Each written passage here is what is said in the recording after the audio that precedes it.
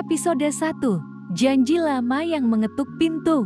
Hari itu, ruang keluarga rumah Mahendra terasa lebih sunyi dari biasanya. Lampu kristal menggantung anggun di langit-langit, memantulkan cahaya lembut di wajah Surya Mahendra dan Kamalia, istrinya. Keduanya duduk saling berhadapan, namun tak ada senyum yang tersungging, hanya kegelisahan yang menggantung di udara. Tuan Anthony Kusuma sudah datang lagi, ujar Surya akhirnya, memecah keheningan. Kamalia menghela napas pelan.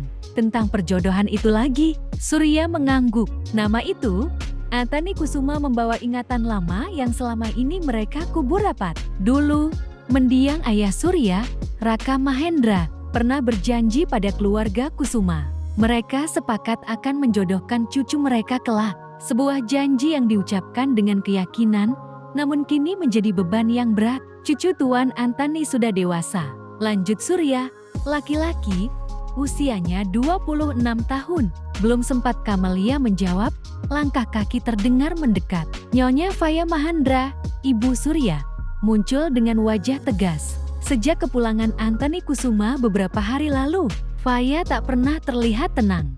Janji itu harus ditepati, Surya, kata Faya tanpa basa-basi. Kalau tidak, keluarga Mahendra akan berutang kehormatan selamanya pada keluarga Kusuma. Kamu tidak tahu restoran kita bisa besar dan punya puluhan cabang itu karena Tuan Anthony dulu yang memberi ayahmu modal. Surya terdiam. Ia tahu hal itu, ibunya seringkali mengungkitnya, dan bagi ibunya, janji adalah harga diri. Kamu punya 2 anak, lanjut Faya. Sultan sedang di Singapura. Tidak mungkin dia kan, karena dia laki-laki. Jeti tinggal Vandita. Seolah dipanggil oleh semesta, suara pintu terbuka terdengar. Vandita Mahendra, putri kedua Surya, baru saja tiba. Rambutnya tergerai rapi, gaya berpakaian modern, aura percaya diri terpancar jelas. Ia sedang menempuh kuliah fashion, dan sebentar lagi akan berangkat ke Paris untuk melanjutkan mimpinya. Vandita, panggil Surya lembut. Papa ingin bicara. Beberapa menit kemudian, Dita duduk di hadapan mereka. Saat Surya menjelaskan tentang perjodohan dengan keluarga Kusuma, wajah Dita langsung berubah. Tidak bisa, Pak, katanya tegas tanpa ragu. Maaf, aku menolak. Dita, dengarkan dulu. Kamalia mencoba menengahi. Maaf, Ma, ku masih punya mimpi besar, potong Dita. Aku ingin jadi desainer. Aku butuh kebebasan. Aku belum mau terikat sebagai istri. Tolong pahami aku. Kata-kata itu membuat Surya dan Kamalia saling berpandangan. Faya menutup mata, menahan kekesalan. Putri kesayangan mereka ternyata menolak mentah-mentah, dan tidak mau lagi mendengarkan apapun tentang perjodohan itu. Ruang keluarga kembali sunyi. Tiba-tiba, Faya membuka mata. Surya, ucapnya perlahan, kamu lupa, kamu masih punya 1 putri lagi. Kamalia tersentak, dadanya berdebar. Nama itu muncul dari sudut ingatannya yang paling dalam. Retania, bisiknya. Nia, dia sudah 20 tahun kan? Lanjut Faya, tinggal di desa bersama Bisari. Surya mengerutkan kening. Tapi, seperti apa rupanya? Kita bahkan belum pernah bertemu dengannya. Kamalia menelan ludah, dengan tangan sedikit gemetar. Ia meraih ponselnya. Aku akan minta Bisari mengirimkan fotonya. Di desa yang jauh dari gemerlap kota, Bisari terkejut saat menerima pesan itu. Matanya berkaca-kaca. Apakah mereka akhirnya ingat pada Nia? Pikirnya, dengan hati-hati, ia memilih foto terbaik. Retania dengan senyum lembutnya, wajah teduh dan kecantikan alami yang tumbuh tanpa sentuhan kemewahan kota.